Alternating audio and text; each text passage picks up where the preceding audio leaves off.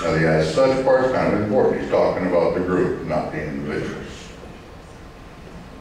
If you push the group out of existence, you define it, you target it, you affect the policy that causes the group itself no longer to exist. Even if all the individual members survive, it's genocide. You don't have to kill a soul. For reasons that I'll explain in a moment. He goes on from there, say a couple things that are important. One is that what I'm referring to as genocide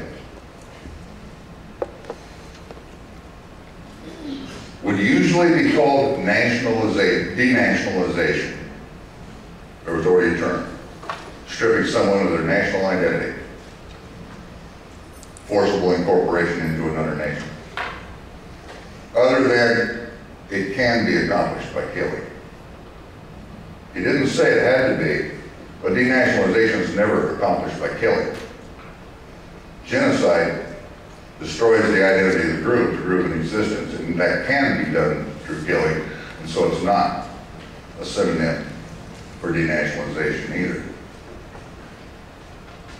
Okay, the people who want to make it a synonym for killing, despite the fact that it clearly wasn't intended to be, another word for mass killing, want to come up with another synonym to talk about non-lethal methods of group eradication. They call it ethnocide.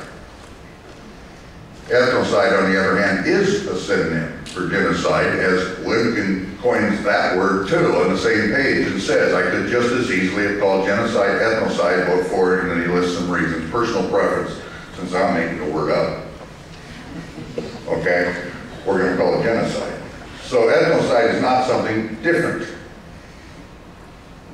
All right? And of a lesser significance, which is why they try to employ it this way. Well, it's not really genocide, it's more like ethnocide. Ethnocide being cultural genocide in Lincoln's vernacular. Okay? Everybody with me so far? Well, that's the original definition in 1944. He had a heavy hand in drafting the Genocide Convention itself, because that's the first major piece of international law drafted in the aftermath of World War II. He did a Secretariat's draft, which is a very elegant and encompassing document that then Canada and the United States, on one side the Soviet Union, and the satellites get a big squabble because they want to make sure there's nothing contained in there that's going to directly indict them. So they're busy stripping the language out. What you get is the 1948 Convention. So now I'll give you the legal definition. 1948 Convention on Prevention and Punishment of the Crime of Genocide. Article 1 is just boilerplate. It's in all international conventions. Article 2, you start to get to the meat. In Article 2 it says, genocide shall be understood with any policy undertaken with intent to destroy in whole or in part. With intent to destroy in whole or in part. Don't have to do it all. A racial, ethnical, national, or religious group as such. Okay?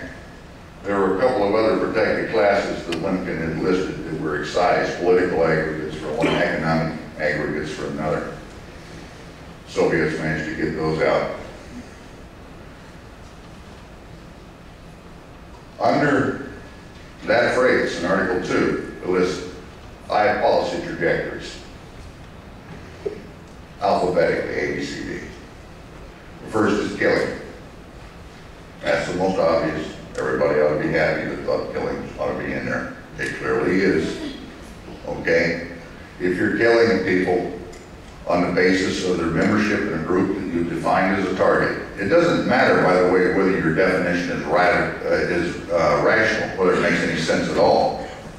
You can decide as a person in power to implement policy that for some reason you're utterly freaked out by people who were born with one blue eye and one brown.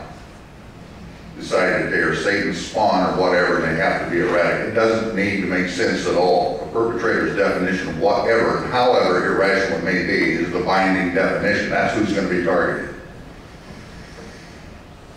Now, in the convention it says it has to be one of those 4 grounds. Okay, and it's not properly understood as genocide in the law, but okay.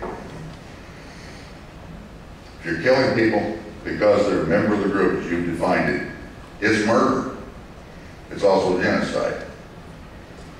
So, planned lynchings in the American South between 1880 and 1940, for example, and there's several thousand of them, about half of which were based on nothing other than they found somebody who was a target of opportunity who was black and they wanted to send a message to intimidate the black community. The only offense committed by the individual lynched was that they were black. Yeah.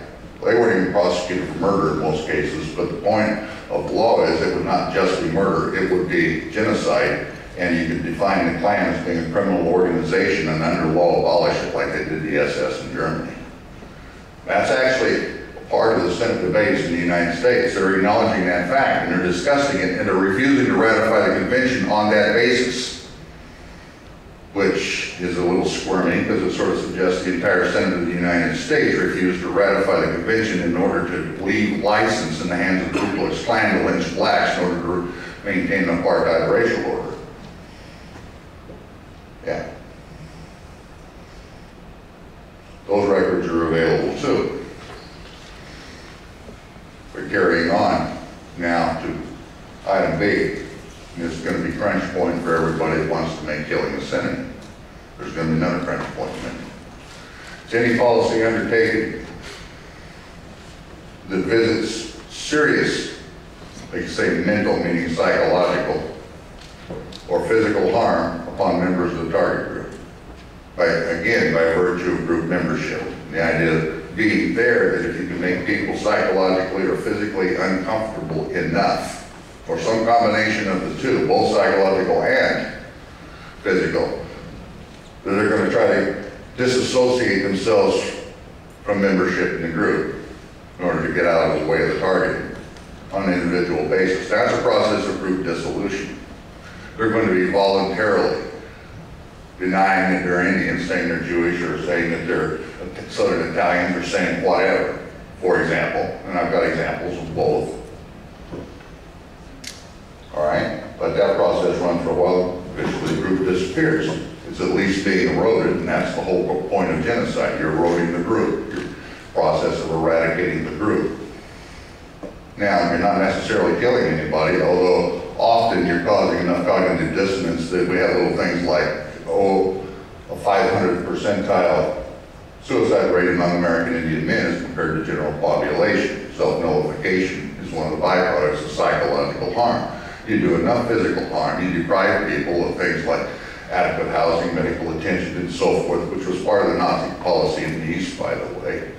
You're going to be engendering shortened lifespans, sometimes very shortened lifespans. So these things tend to overlap.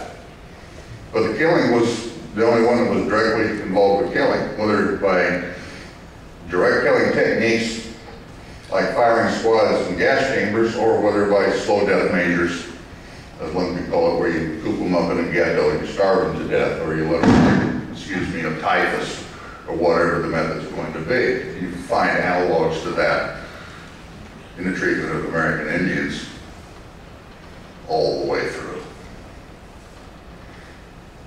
So, physical, psychological harm. I bet if we sat down and had a discussion about that, you could come up out of this room with a couple hundred concrete examples of each in policy-driven sense, directed